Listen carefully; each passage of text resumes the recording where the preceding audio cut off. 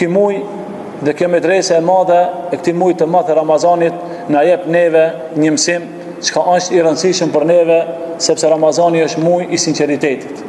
Ramazani është muj i ikhlasit, muj edhe i vërtetësisë dhe i drejtësisë.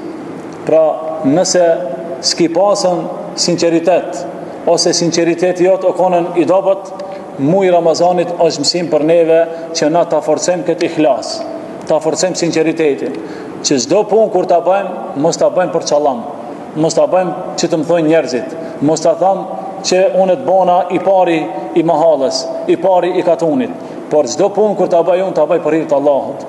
E për me bë për hir të Allahut, duhet ta pastrojsh këtë zemër. Për me pastru këtë zemër, duhet niyetin e fortë ta kesh. Por mu bën niyeti i fortë, duhet sinqeritet me pasën. E ki sinqeritet ku mundet mu fiton këtë medresën e madhe të këtij muji të madh të Ramazanit. Atëherë çka?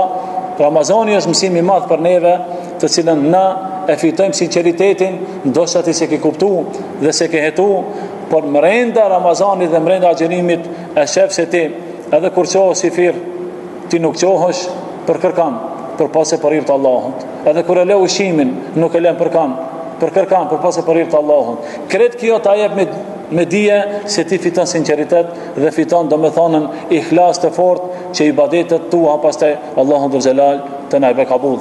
Ne lutim Allahun Dhul Xhelal si çdo herë bëjmë lutje dhe bëjmë dua që Allahu Dhul Xhelal agjerimin ton kabull të na bëj. Lutim Allahun Dhul Xhelal që ibadetet tona, tawbën ton, istighfarin ton,